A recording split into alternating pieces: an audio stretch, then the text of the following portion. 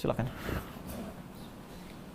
Assalamualaikum Ustaz. Assalamualaikum warahmatullahi wabarakatuh. Sudah 3 minggu saya tidak sholat berjamaah di masjid karena khawatir dengan penyebaran virus COVID-19. Tetapi masjid di dekat rumah masih mengadakan sholat berjamaah dan sholat Jumat. Bagaimana hukumnya Ustaz? Saya tinggal di Jakarta Barat yang sudah termasuk Jakarta Barat yang sudah termasuk zona merah COVID-19.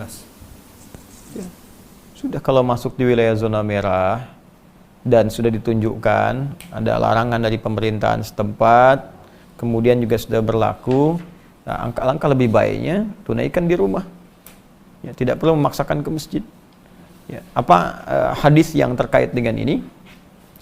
Nabi SAW pernah menyampaikan dalam hadis riwayat sahabat Abu Hurairah radhiyallahu taala anhu, Nabi menyampaikan, "Idza maridal 'abdu aw safar kutiba lahu mithla ma kana 'alaihi muqiman sahihan." Ya, jika seorang hamba sakit atau sedang dalam perjalanan atau dalam kondisi tidak bisa memungkinkan menunaikan amalan rutinnya karena kondisi tertentu, ya, maka dia mendapatkan pahala yang sama dalam kondisi dia sehat dan mukim walaupun mengerjakan amalan tidak seperti mulanya. Contoh paling gampang begini, ada orang biasa ke masjid, kaki sakit, gak bisa ke masjid, dipaksakan sulit, ya, sulit sekali. Maka dalam hal dia sholat di rumah, itu pahalanya sama dengan kebiasaan dia sholat di masjid. Dihitung sama. Safar, saya mau ke Bandung, macet luar biasa. Lalu saya istirahat di kilometer 57. Ya, saya sholat jamak qashar bahkan. Zuhur, asar disatukan. Dua, bahkan nggak sholat sunnah. Ya, itu kebiasaan saya tetap dituliskan serupa. Pahalanya tetap sempurna, sunnahnya dituliskan karena kebiasaan kita sebelumnya. Jadi jangan khawatir kalau ada memang yang sudah terbiasa ke masjid, pasti ada kerinduan, pasti itu. Ada pengen, rindu, ya sudah ada kebiasaan, tiba-tiba memang di situ isunya luas, tersebar, zonanya merah. Bukan hanya zona merah, kadang-kadang zona kan dibuat umum. Ya misalnya sudah ada suspeknya, nggak bisa diprediksi apa seperti apa, jadi dia tunaikan di rumah. Ya apalagi khawatir, ya misalnya kalau ke masjid saya khawatir, ya sudah di rumah. Ya. Tapi dalam kondisi ini pun tetap di masjid itu ada yang bertugas untuk adzan, ya, dan yang standar di situ untuk memakmurkan masjidnya. Jadi jangan sampai ada kalimat nutup masjid, aneh itu. Apalagi minta fatwa, nggak usah puasa misalnya Ramadan, nah itu kurang sehat itu, ya kebanyakan TikTok. Jadi mohon maaf, jadi jangan sampai ada kalimat yang keliru. Ini saya perhatikan banyak mufti nih saat ini. Jadi semua orang kayak pada jadi mufti ahli fatwa ini. Padahal kan tempatkan pada tempatnya. Jadi bukan menutup masjid. Oh ya, hanya mengalihkan berjamaah ke rumah bagi wilayah yang terdampak. Ya, cuman yang adzan yang tinggal di masjid ya tetap adzan di situ, imam rawatib di situ yang tinggal.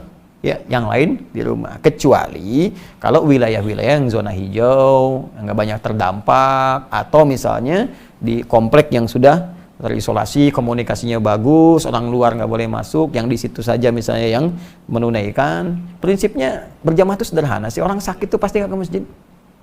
Gitu. Jelas ya? Jadi saya kira sangat jelas, Anda khawatir, Anda tidak perlu ke masjid, tetap tunaikan di rumah. Ya, dan jangan memaksakan kalau nanti tersebar di wilayah itu jadi berbahaya, kecuali dalam kondisi-kondisi yang tadi zona hijau, apalagi misalnya di pedalaman, ya jangankan corona aja ya, misalnya yang lain aja nggak kenal misalnya kan, nggak ketemu, masa mau nutup masjid, kan aneh juga gitu ya. Jadi dilihat daerah-daerahnya dan disesuaikan dengan kondisi di lingkungan kita. Semoga Allah segera mengangkat musibah ini dan kita bisa belajar hikmah yang paling besar dari situ. Ya, sebetulnya begini, kita harus banyak merenung ya. Kenapa Allah sampai mengeluarkan kita dari rumahnya? Antum biasa main ke rumah saya. Saya bilang jangan datang. Lama gitu. Ya. Kira-kira perasaan antum gimana? Hah?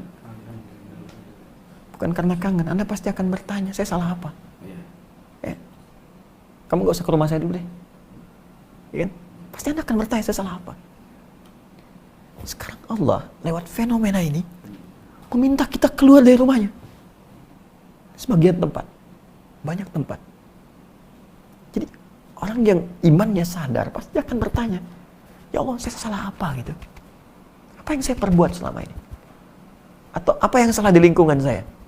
Karena kadang kita nggak salah tapi ada perbuatan lain yang dikerjakan oleh satu orang yang lain berdampak. Ya, ada yang demikian sifatnya. Orang mabuk berkendaraan, yang mabuk dia, cuman kendaraan nyasar sana sini, yang ketabrak orang banyak. Ya, makanya mabuk dilarang, minuman keras dilarang karena bisa membahayakan orang lain. Ada perbuatan buruk saat dikerjakan orang yang baik bisa terdampak. Zina, makan makanan haram. Memang ente yang zina, ya, tapi perbuatan Anda itu bisa berdampak kepada banyak orang.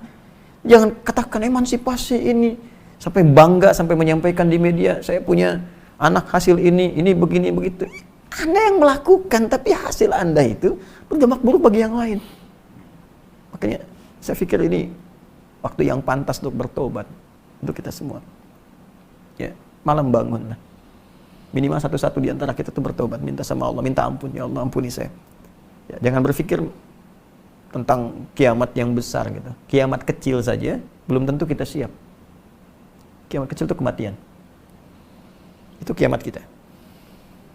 Dan belum tentu semua orang siap menghadapi itu. Karena itu ini Allah sudah sangat sayang kepada kita mengingatkan. Ada yang salah, cepat perbaiki.